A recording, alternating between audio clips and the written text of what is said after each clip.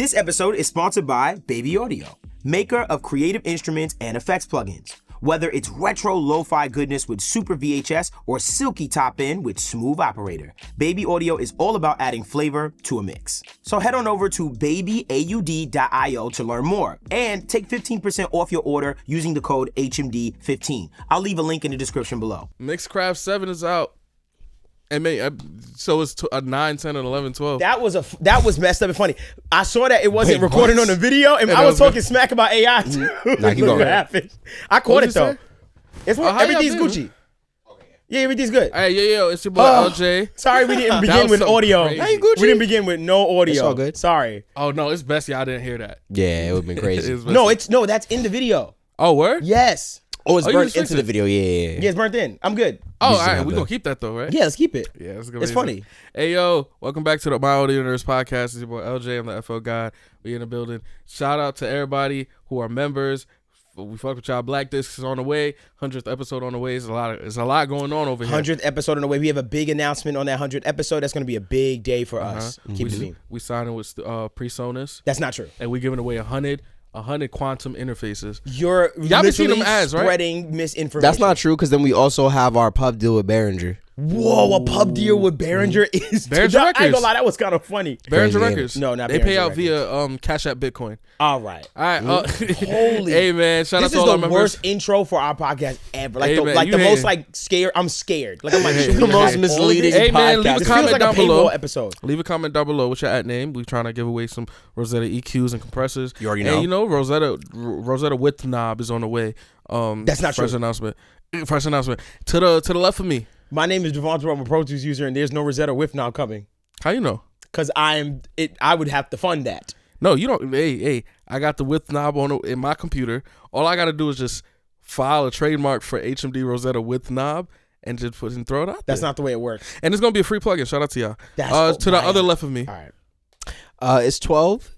The user, the guy. How does it feel to be federal? I was gonna say, Man. every time you say it's 12, I'm like, he's a cop. It's 12. Yeah, I'm Vlad. we the boys in blue. We the boys. on this podcast. We That's the you. boys in blue. You know, You 12. Crip? You mean yellow? the boys in blue. Your dog is yellow.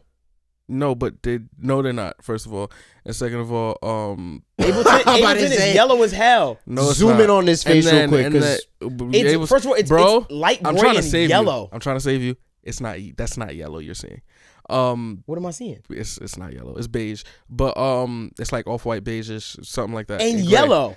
No, there's no yellow. I'm trying, bro. Trust me. Just trust me on this. I don't want to say why. Just trust me on this.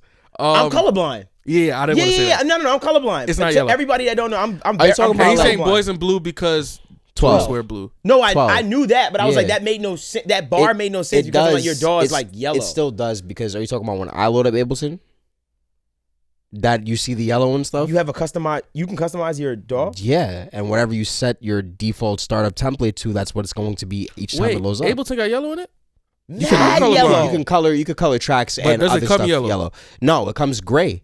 Yeah, I know it wasn't tripping. Like standard. You it's gotta just make gray. it yellow. It's a bunch It of gray. looks yellow. Why do I think Ableton is yellow as hell? I fuck with that hat. That shit's crazy. I appreciate it. Tough, Of course. tough. Hey man, what's the word? I'm not gonna Yo, lie. Can I talk about something? Yo, It's an inside joke. The hat thing is an inside joke. If you know, you know. If you watch us a lot, you're seeing gonna know. something happen, and it's hilarious. Hey man, I want to start this podcast off by saying, I have an idea of what I want this episode to be about. What? Oh, wow. But we go take. I it. have something for you too, by the way.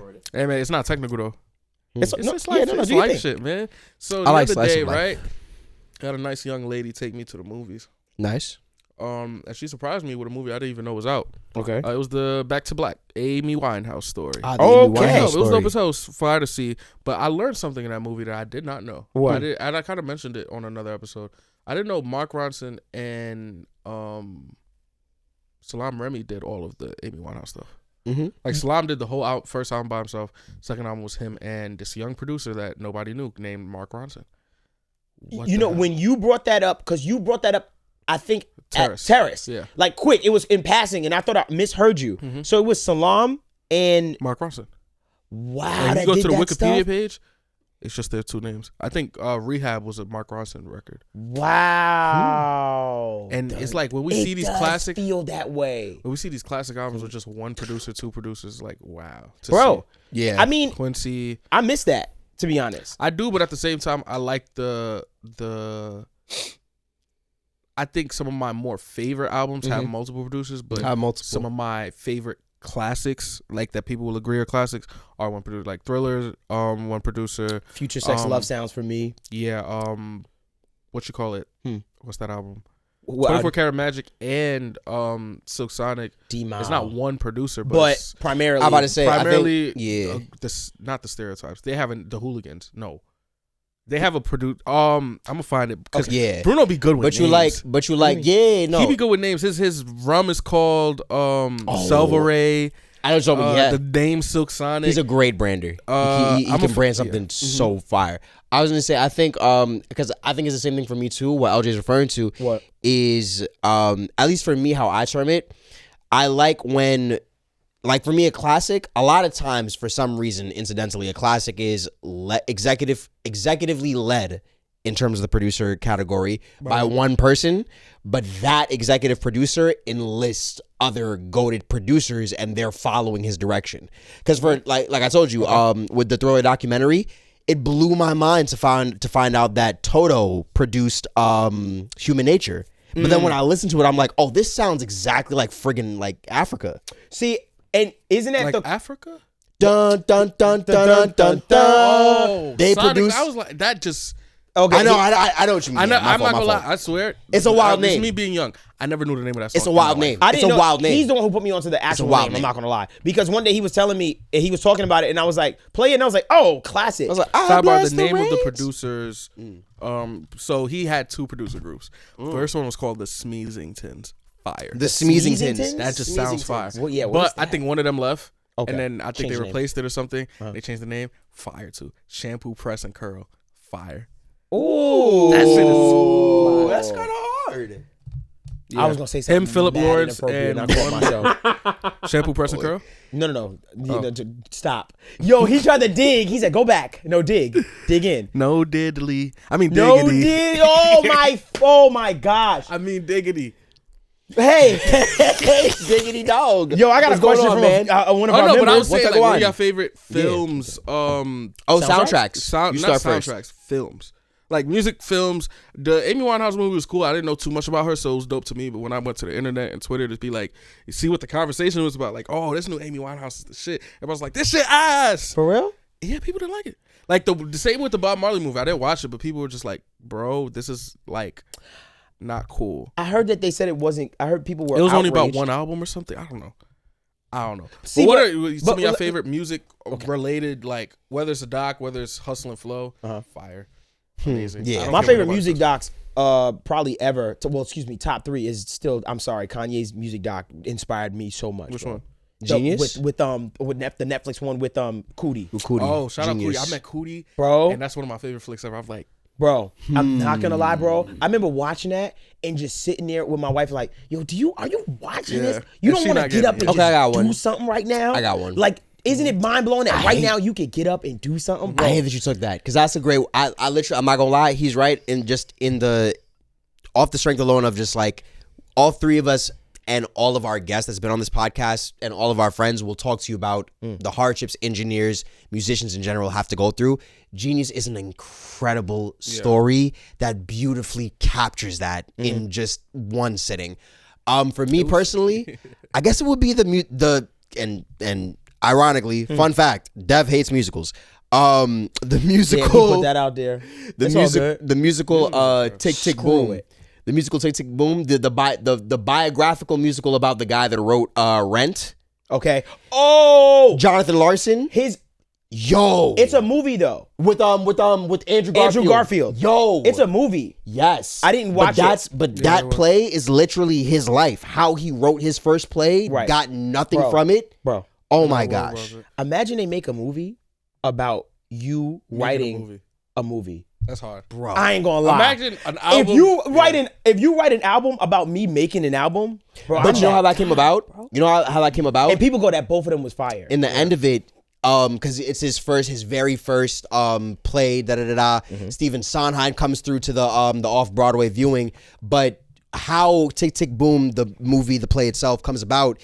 He finishes the debut of his first play that he wrote, and people watch it. And his manager is like, he calls her, and he's like, so did anyone sign on? Did anyone purchase the play? It's like, no, no one did. Right. He's like, so what do I do now? This took like 6 years of my life, roughly, or whatever the number was. Right. She literally said, you write the next one. Oh, nice. And what I can tell you, I got something to say. But what I can tell you is instead of trying to put all the dreams on the line. Next time, write about something you know. And he wrote about his fucking journey. And that was Rent. Making that. No, that was Tick Tick Boom. And that was Tick Tick Boom. He got to write another movie. And then he wrote Rent after. It's still something he fucking knows. Yeah. Can I say something to you? Bro. And I'm speaking from an artist perspective, right? Where I'm old enough to like... appreciate that. One, appreciate it, but two, also have enough runway career-wise to look back and say, okay, why did I do that? There is one album to this day that broke my spirit shattered my spirit into pieces because I believed in it so much, and it kind of just came and went. It just didn't do what I wanted to do. Now, granted, relative to people, I can say, oh, it did great. Yeah. But what I was expecting, it hurt me. It broke my spirit so much that I don't think I did music for like 7 months. Yeah. I think I stopped doing music. That's what really my big break came in, was after that project. I think one, and I don't want to put blame on, the world, but that's when the pandemic hit. Yep. The pandemic hit right in that album.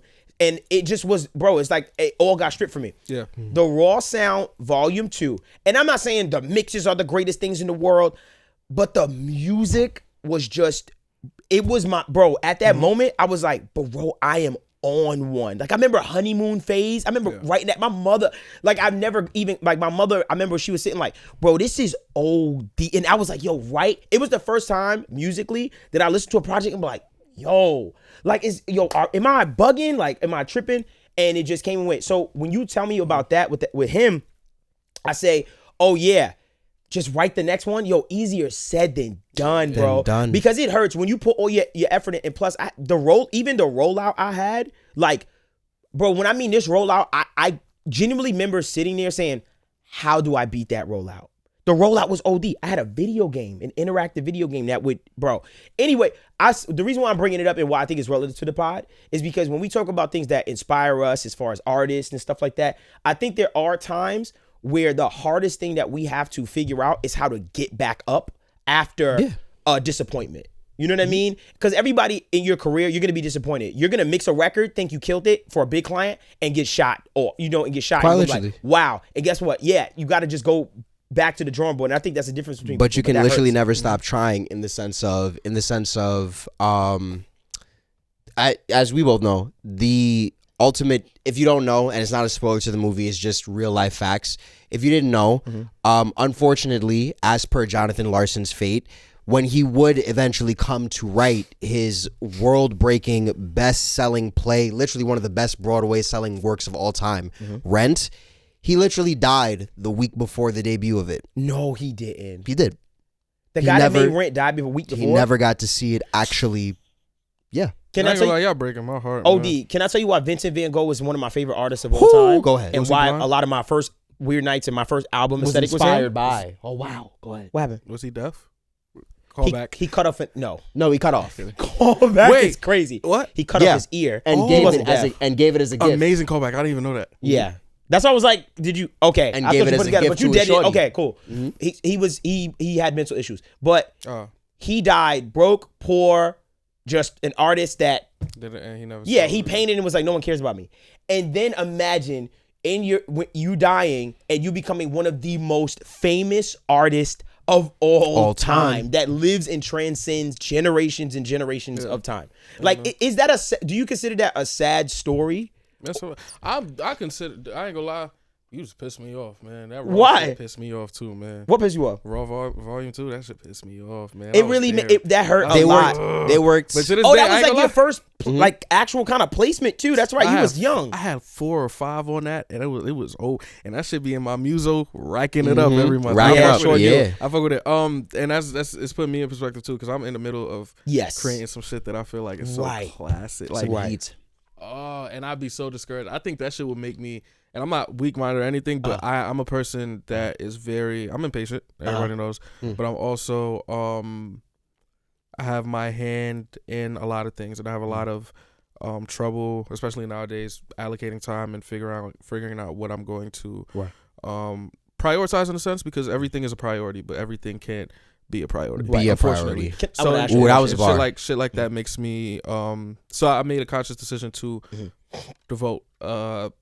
Reallocate my time and devote a lot into something that I'd be very discouraged if didn't work out. Not saying I'd quit or anything, but it would discourage me for sure. But I mean, shit, we dope, man. We do a lot of dope stuff, and I have a lot of time, so I'm not tripping. I'm gonna ask you this question. Yeah. And this is hypothetical. I don't think this is your scenario. Of course. If let's say in preparation, let's say this project is done. It's your best work. You feel good about it. You really strongly believe in it. And I'm going to bring this to you too. And it comes out and it doesn't do anything of what you thought it would be. What mentally is your next move? Try again. We got to go again. That's it. I already put in the time. Yeah. I'm a person that I hate to bring this back. The 0 for 9 versus 0 for 35. Holy crap, the greatest. But it's true to an extent of like, I'm gonna give it a fair shot, and I've given a lot of other things more grace and more time before quitting. Got you. I'm not, you know what I mean? It's not taking away, because I'm sharpening my skills in every other aspect of my life. So it's giving me more stories for my podcast. It's giving me more records for my producing and songwriting side. So I'm not tripping, and I'm having, regardless, it's fulfilling me more than anything else in my life. For sure. And I have time. That's what. But the thing is, I think I move like I don't have time because I genuinely don't feel like, knock on wood, but we die young as hell. Yeah, I've lost a lot of friends in the last year.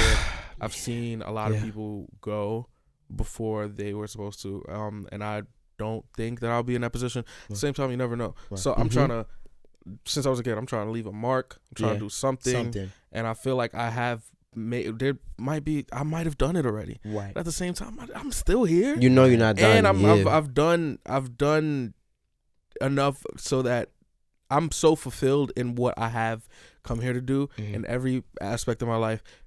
Maybe except for financially, I'm trying to be a billionaire. You know the vibe. But in every aspect of my life, that everything I do musically is extra. Every path that I cross is extra. I've gotten damn near every placement that I could dream. I know if I was to go back in time, 12-year-old me is more than proud. It's like, holy shit. It's almost, 12-year-old me would be impatient to get to 20-year-old me. Right, like, yo, so it's like, so dope. Ain't no fucking way you gotta yada placement. So it's like, everything I do now is extra, and I know it comes off crazy when I tell you that. Like, everything, I'm gonna make it fun, because I don't want to look back and be upset or even if shit doesn't work out with the project and shit like that.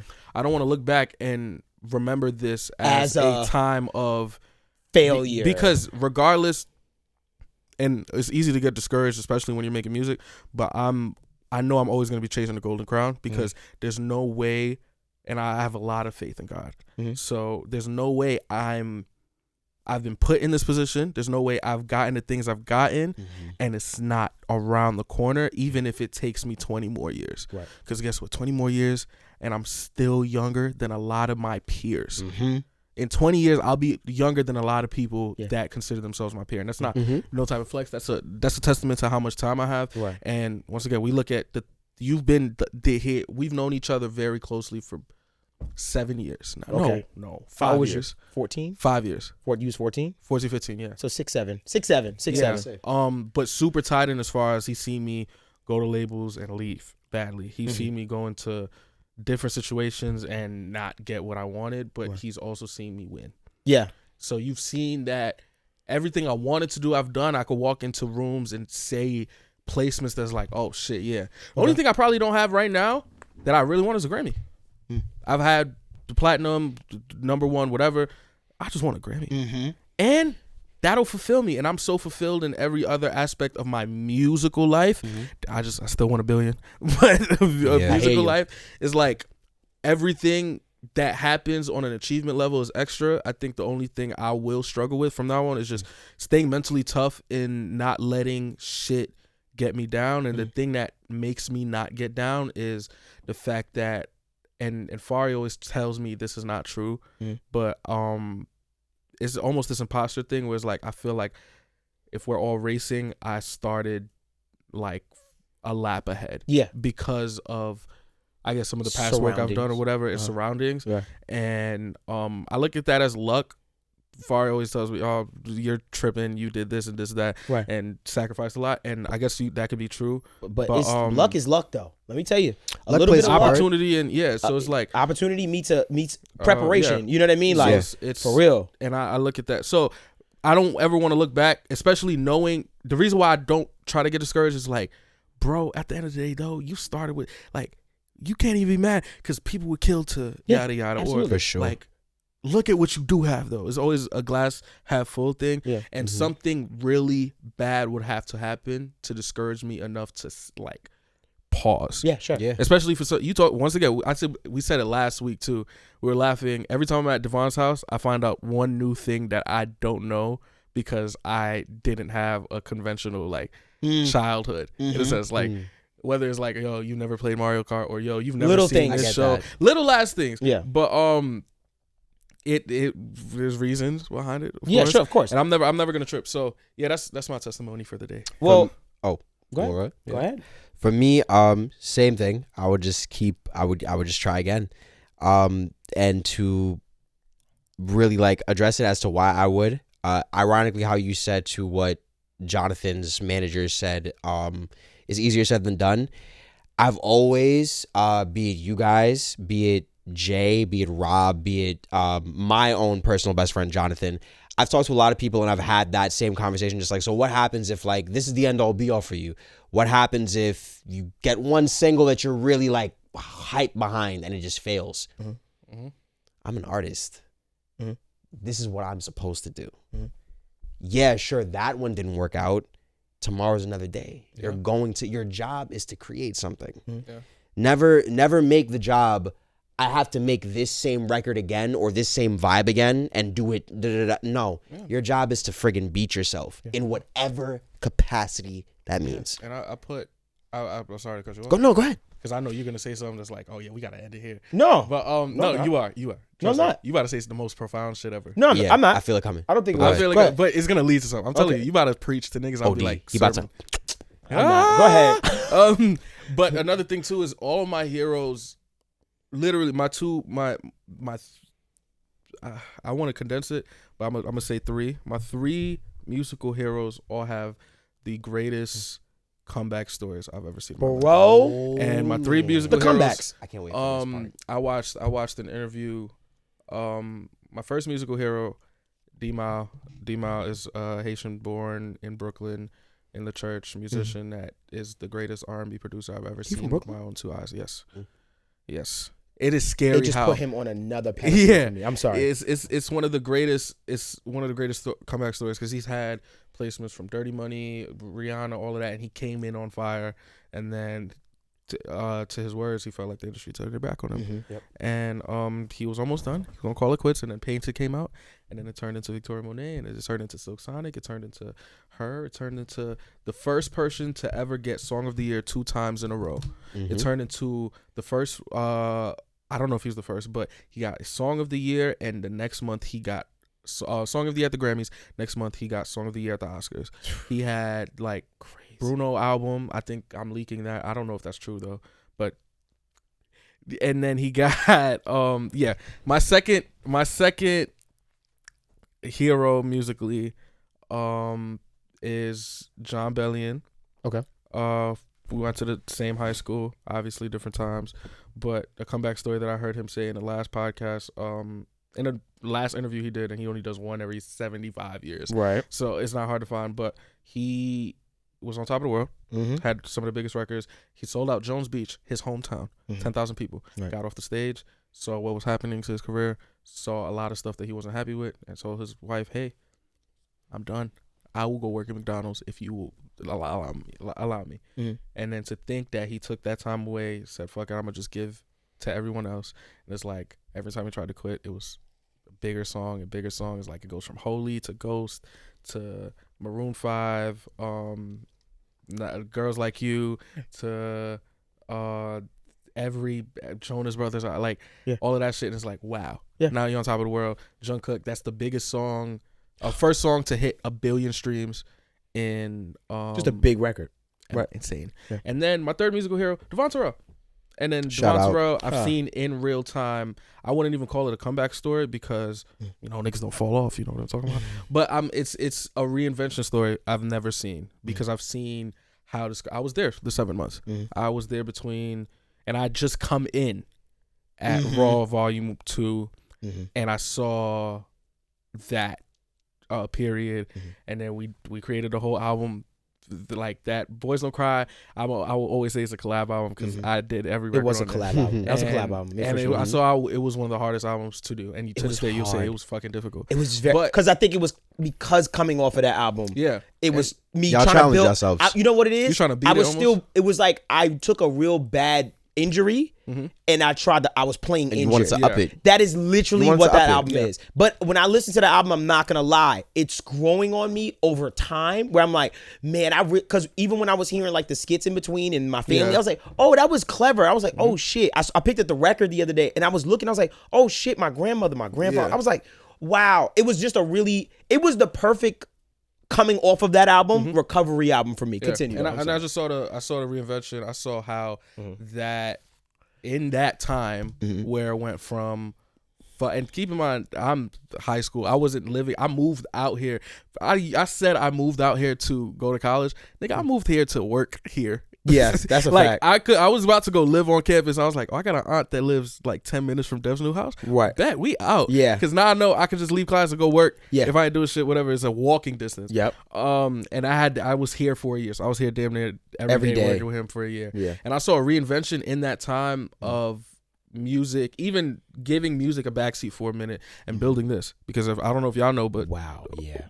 He hit me and Courtney in a DM one day, not in a DM, in a group text, and said, yo, I'm about to put everything into Help Me Devvon, and this shit is going to pay our bills one day. Yeah. And that one day is still coming, but we almost here. And we built this. And this shit, even though this podcast started maybe 2-3 years after that thought, right, it was a testament of foresight. And I think his way of juggling careers is the reason why I'm confident enough to say I'm gonna keep the pod while trying this and trying this and for trying sure. This. And that's Without a scary doubt. for a lot of people who have one. It's like, if I take away time from this, will this still thrive? Right. Yada yada. And it's a testament of, nigga, it can. And hey, it is, bro. So I'm not. shout out to that. I'm gonna be honest with you, and I never thought I was held to everybody this out loud. I think it's a great opportunity for our podcast. I feel like our relationship with our people, you know us. Yeah. There was a moment where I was about to stop this whole thing completely, where I was like, HMD or Audio Nerds, I was like, I can't do this anymore, because I felt like I was taking so much away from my career as a musician, as an artist. My first love, the reason why HMD even exists is because I had somewhat of a likeness as Devvon Terrell to then migrate people over. And I never forget, this is mad personal. I did a Reiki session. If you know what Reiki is, if you know, you know, but like a spiritual session with someone, a Reiki instructor. Yeah. Or what, I forgot what they call it, but okay. And I remember she was doing my session, and she said, something is speaking to me and saying it's okay to do both. And I get emotional now about it, because it shook me so much, because it was literally the thing on my mind that I was like, I'm going to make a decision. I'm just going to, just go and just go back to just being like, bro, go hard, just be a full-time musician again. And because this was taking up a lot of time, because it was growing so much. But I felt like, bro, I can't quit this, because I feel like it serves so many people at this point that I just don't want to take that from people. Because I know if back in the day, I would kill for something like this, where I'm like, every week when I see people, tell you something.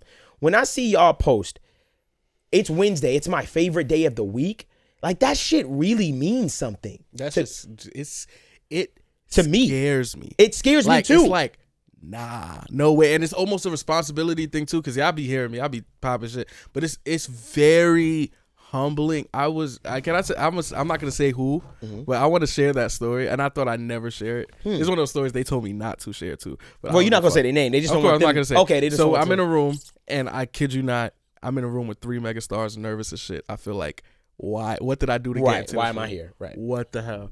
But shout out to my team. I got the greatest team in the world. Yeah. So I'm in the room, megastar here, megastar here. I have a megastar's head on my. Okay. All right. shoulder. I don't know. That's me popping my shoulder. I was like, yo, All right. whatever. Megastar here, don't mess megastar up. here. And then I was like, yo, I need anybody need water? Yeah. Calls the runner in. Runner comes, brings everybody water. He was like, yo, FL gang. And I'm like, whoa. You're like, whoa. that scared me. I was like, oh shit.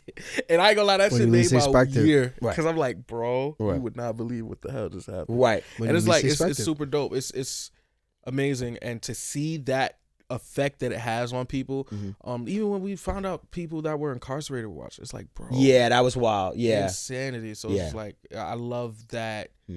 I'll shout out to that Reiki lady. Yeah, shout out Gang to member. the Reiki lady. What her number? I want to say what's up. I got you. Send her flowers. It's in LA. I got you. Oh nah, you got it. You know, it was it was a profound moment. I'm super glad, you know, like that I had that come to Jesus moment, I guess you could say, because at the end of the day, all it made me say when I left there was work harder. Yeah.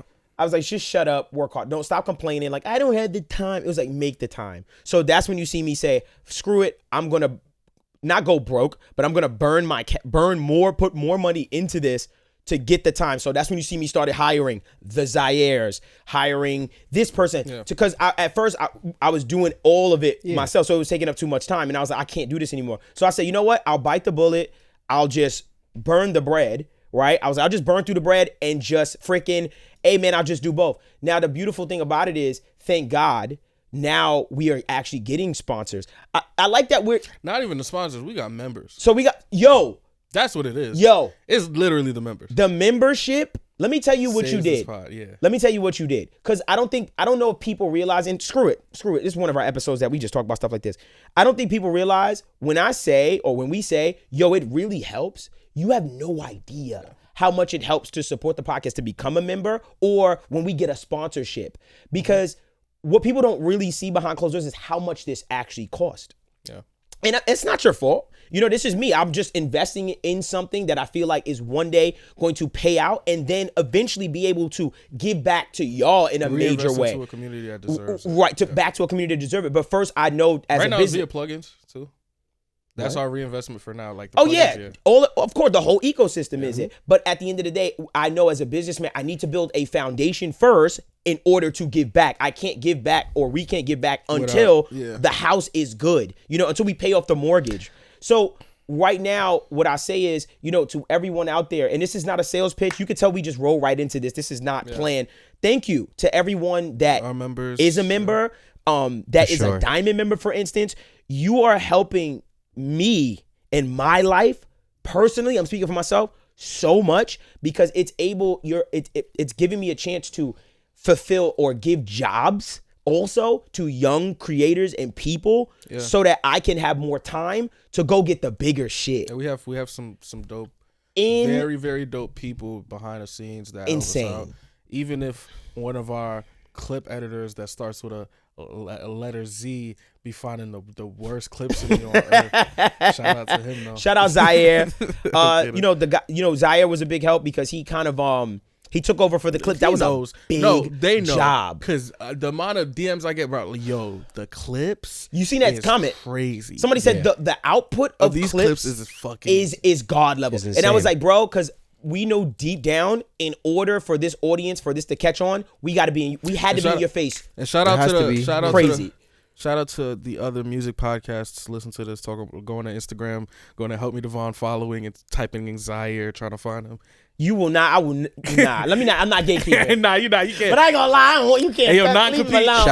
Shout out Zaire and Vision Media. There's a few other podcasts, and I won't say any names, that I've actually put Zaire onto because because those are my friends, and and it's great. But y'all not our friends, so nah. Yeah, you ain't our friends. I ain't giving you Zaire. What are we talking about? Shout out to the rest of our team. It's crazy. We just found out. Me and Courtney just found out he be having secret meetings with the rest of the team. don't want to tell nobody. That's also don't true. need to, listen. I be like, yo, who these people? I learned Who from the hell is Amaya? I learned from Jeff Bezos a long time ago. Compartmentalization. Chris Ravens mixing. Exactly. Compartmentalization. When you run a to So me this personally, Jeff when you Bezos, run a so- company, I've found that there's no need for y'all to contact each other, so I don't even bother. Like I don't mix and match things that don't need to be mixed and matched. Y'all hear Dev Bezos just chatting? Yo, that's gonna catch. And this has that's been gonna catch on this podcast. Dev Bezos because he's Bezos is rich. gonna catch. I'm not rich. And this has been. I'm not rich. Please sponsor. We thank you to all of our sponsors that sponsor these podcasts and stuff sir. like that. Please show them love because you prove to them that we're worth that. Yes, even sir. though you know already, but when y'all go and just click the little link, the affiliate link that we leave that the sponsor gave us, that really freaking helps. But to wrap up, I just want to say this. The moral of this, I feel like this whole conversation and stuff was, yo, bro, don't give up, man. Facts. Don't give up. I feel Never. like personally, me and my music career, and I have in a moment of transparency. I'm 35 years old. Old nigga. God Okay, damn. I'll be 36 I'm kidding. this year. It's okay. I wanted to let It's funny. I'll be 36 years old this year. I've been doing music since I was a little child, doing school music plays in 3rd grade. When I was 26 years old, that was my first big break where I was able to actually pay my own rent in music and actually make a living off of music. only got So 6 years. to anyone that's listening that is 23 years old or 24 or whatever age you are, and you're saying to yourself, yo, bro, like you're thinking about quitting, dog, I didn't have 1 inch of real success until I was 26, 27 years old. My 26th birthday, I dropped 679. If anybody knows, you know that video changed my life. That was the beginning of here we are. So what I say is, being that I'm 35 years old and I'm still active and doing music and making money and making a living off of this, I cannot quit. And the reason why I can't quit is because I know that at any moment, everything can flip. Why? Because I've seen it happen to me. The housing market. Y'all ain't lived the housing market crash in this show. Oh, 2008. Neither have I. The 08 Yeah, bubble. you ain't lived that. I Shout out graduated Bernie full Madoff, sale R.I.P. in the Oh, housing boy. market crash. R.I.P. Bernie Madoff.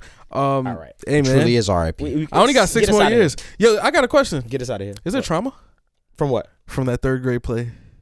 Is that why you hate musicals? No, I actually I wanted to do that forever. Word? I did Sing- one music. Have you ever done a musical? I've done 3 musical? music. I was a Which character. Well, I was Curtis Taylor Jr. in my high school production of Dreamgirls. y'all did Dreamgirls? I would pay to see. Oh that my footage. god! I have the DVD. You young as shit, Oh, by the way. bro, bring the DVD. You got the got you. DVD dizzle, Yeah. bro. Bring that. Please bring Say it. that.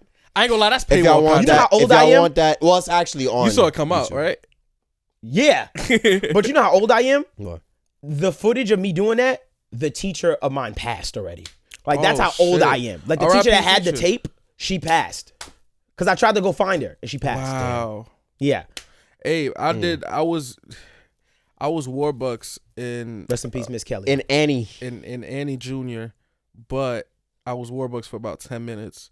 Then they said, "Yo, now you're gonna be the understudy to Warbucks, and instead you're gonna be Warbucks' like main Henchman? no, not he ain't Side had no piece? henchman. Side? Side piece. That's weird wording. Sorry. No, Sidekick? no, not side, because he ain't have no sidekick. I was the Warbucks' butler, because that was the next most lined Character? role. That was a male. After Warbucks. That was a male. Oh, wow. Wow. Okay. I was like, I bet. I was telling people to go sweep shit. Okay. Yeah. That you like that role. That's where that comes from. Nah.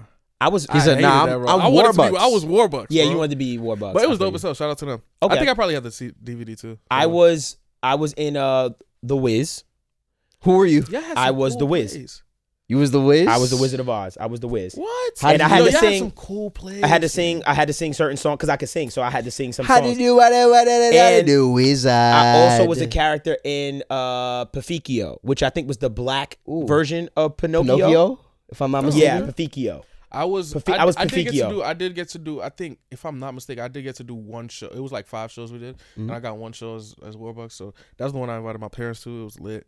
Yeah, man, I had my shit on, man. My mom didn't even know I could sing until she showed up to the play. You swear that? Wow. Hey, shout out I was to 7 my years old. I didn't know. She just showed up and was like, "What mom. the Hell? fuck?"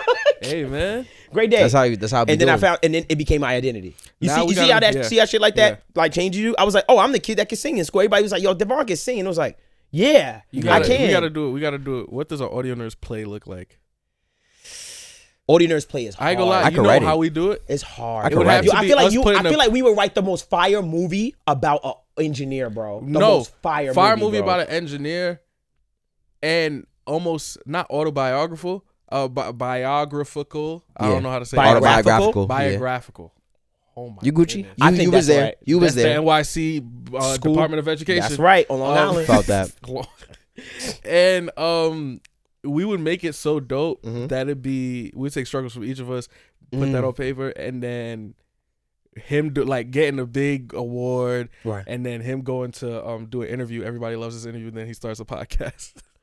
That'd be hard. Yo, I'm not gonna lie. I hate when movies and shows start a podcast. I hate that so Shout out to the much. Shy. All right, and this has been the My No, Audio Nerds wait, podcast. They gave him a little Behringer Roadcaster. The podcast for Audio Nerds like yourself. Please make sure you comment, like, and subscribe. And man, you already know what it is. You can become a paid member in the whole nine. And please, I just want to say thank y'all so much. For real. Yeah. For what you've helped us create. We're almost at 100 episodes. Yeah, we're about to give and away 100 Rosettas. We're not. But I appreciate all of you, and something really special is coming on that 100th episode. Thank you so much to our Diamond members specifically, and holding out for a little bit, because we got something extremely special for y'all. But to all of our members, man, thank you so much. What you provide and what you're doing for me kept this podcast alive. Little did you know, with that membership and when we created that and stuff like that. So, this is My Audio Nerds podcast. Until next time, y'all. Yes, sir.